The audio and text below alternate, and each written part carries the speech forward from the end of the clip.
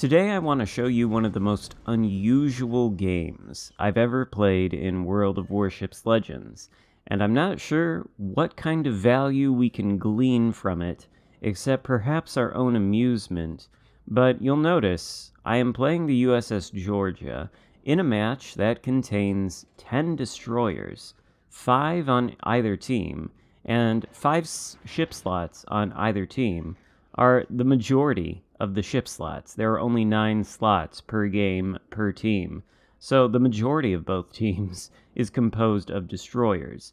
This is usually a recipe for disaster in terms of matchmaking. Most of the time when you get games like this, you'll see all of your destroyers rush out right into the center of the map as soon as possible to get spotted as quickly and efficiently as possible, at which point they will perish. That is not going to happen in this game. Instead, something I've never quite seen is going to happen. Something that sort of goes against the textbook. You can see that we've spawned in the center, and 4 out of 5 of our destroyers are heading into that Bravo cap. So since we've spawned in the center near the Bravo cap, we intend to support them. There's a Siegfried out there who is giving us broadside, and if you don't know already, you should by now, that the Georgia is fantastic at punishing cruisers that give it broadside. We absolutely cripple the Siegfried. He is going to be forced to retreat. And then we've got our friend Marble Flint in the Xarkun out near the Bravo cap. He's pushing in. Little does he know that he's pushing in straight to 5 destroyers. Maybe he knows it now, because he's stopped, he's slowed down. He clearly doesn't want to push, but it's far too late. He's already lost a little bit of HP. He takes a shot at me, but I'm angled, and so it can't really do anything.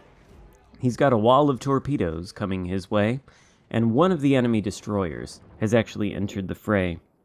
It's the Fletcher. He's fighting 2 of my destroyers. We take a shot at him in order to support them and return our attention to the Xarkun. But now the other 2 destroyers, as you can see, are coming over there to the Fletcher. So he's got like 4 of them shooting at him, which necessitates him running behind the island inside of the cap to take himself out of the line of fire. Meanwhile, Marble Flint over here in the Xarkun is well on his way back to port. He is about to sink. He's lit on fire. We're trying to get the kill with the rear turret of Justice, but the Shiratsuyu actually finishes off the Xarkun with its fire. Now, all 5 of the DDs are in the Bravo cap, which is also occupied by a single solitary enemy Fletcher. We've got our battleship that spawned near the Alpha flank, pushed all the way into the Alpha cap, which as far as we can tell is occupied by 2 red destroyers. And then we've got a cruiser and a battleship south of Charlie, just sort of retreating, doing not much at all. There's no spotting over there. They don't even really have anything to shoot at. But this Fletcher, well, he's picked the wrong place to be.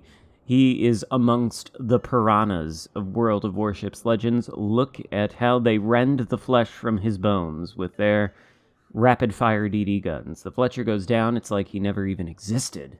And now, the Bravo cap, occupied by 5, again, 5, all 5 of our DDs, is about to be capped. And I'm thinking to myself, okay, well, this is pretty unusual tactics. Typically, you don't want to put all your eggs in one basket when it comes to destroyers. Imagine if these guys had maybe gone into one of the flanks at the start of the game and had been surrounded by 2 of the enemy cruisers, an enemy battleship, maybe one of the destroyers. Typically, you don't want to put all your DD eggs into one basket, because if they all go into one cap and they all get spotted, they all tend to die. That's not what has happened in this game, though, and in fact, the Piranha fleet over here of destroyers is actually pushing toward Charlie. So we, as a battleship, we know our goal, one of our goals, is to provide support fire to our smaller teammates, destroyers particularly, because destroyers are the ones that win games.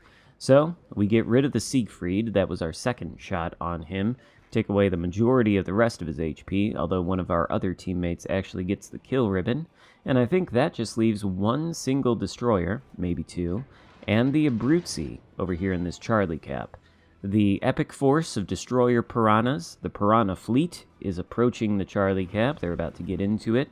So is the Abruzzi, who's being shot at by our friendly cruiser. We also have a shot on him, but you'll notice we are holding our shot. The Abruzzi is maneuvering. He is turning in, turning out, he's angling. We don't really want to take a shot and miss, not if it seems likely that he is going to perform a full turn and give broadside. We might not destroy him, but hopefully we'll hit him pretty hard. And so we choose to shoot right as he takes the turn. It rewards us with a citadel, and now he's got no HP left. So our 4 destroyer piranhas can once again sink their fangs into this dying corpse of a ship. They smell blood, and they're after blood in the water.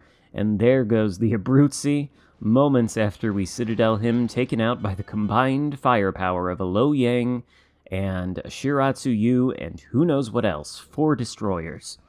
Anyway, they are going to get into the Charlie Cap now, and they discover that one of the other enemy destroyers, the USS Fletcher, is there.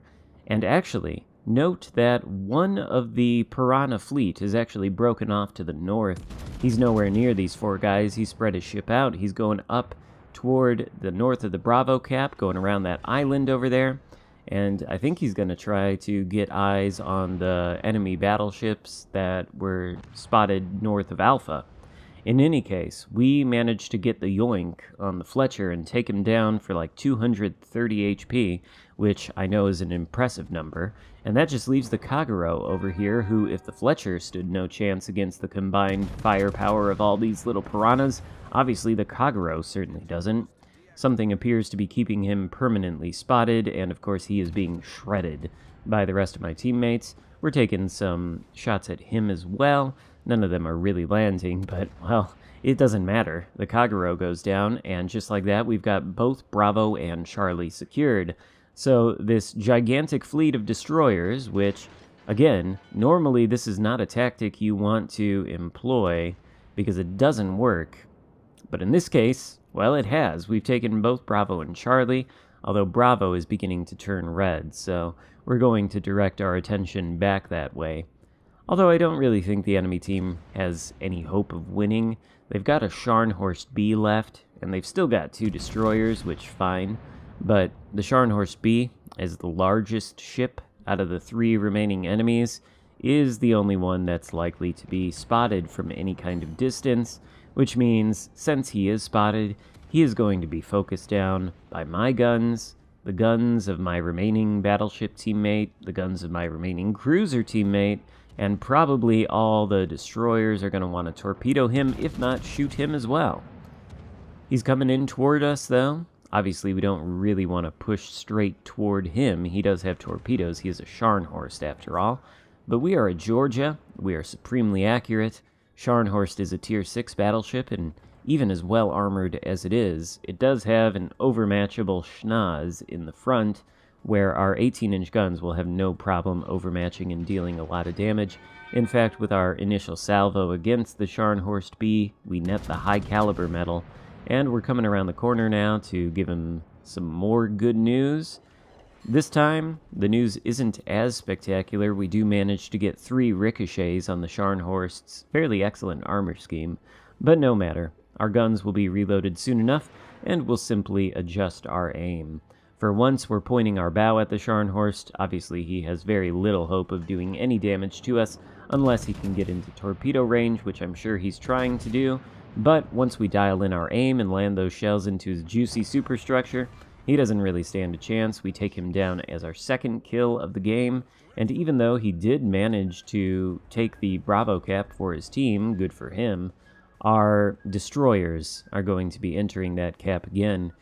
And because of the fact that we weren't traveling in a straight line at a constant speed, we managed to miss the torpedoes that were sent our way, I think by a pan-European destroyer of some kind. Maybe it's an Erland, I can't quite remember.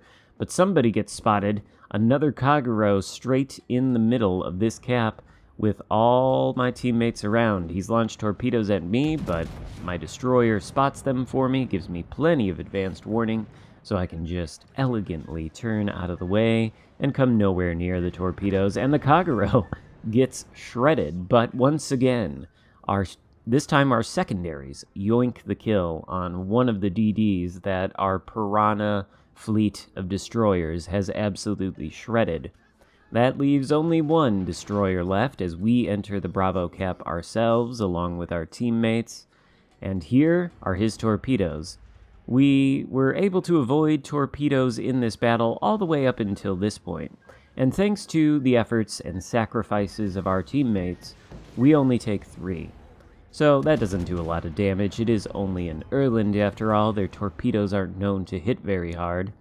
And he's the last guy left alive. Once again, he's going to get the Piranha treatment from my 4 destroyer teammates. We've only lost 1 destroyer this game, by the way, which is nothing short of a miracle. And, well, Erland is running away. We've got the rear turret loaded, taking a shot at him with that. I don't actually think it's going to hit, but here are the front guns, and with that little HP, well, all we really need to do is hit him with a couple shells, and then you see he's down to nothing, and in fact, he is dead. That's our 4th kill of the game. We end this game, which, by the way, only had 4 large ships that we could shoot at, with 120,000 damage done, and second on the leaderboard behind only the Lo Yang. I think a pretty good game on our part, a pretty amusing one, and one that shows you the value of supporting your destroyers, even when they're doing absolutely batshit crazy things that normally wouldn't work out. So I hope you enjoyed this video. If so, give it a thumbs up, consider subscribing if you haven't already, and I'll see you next time. Goodbye.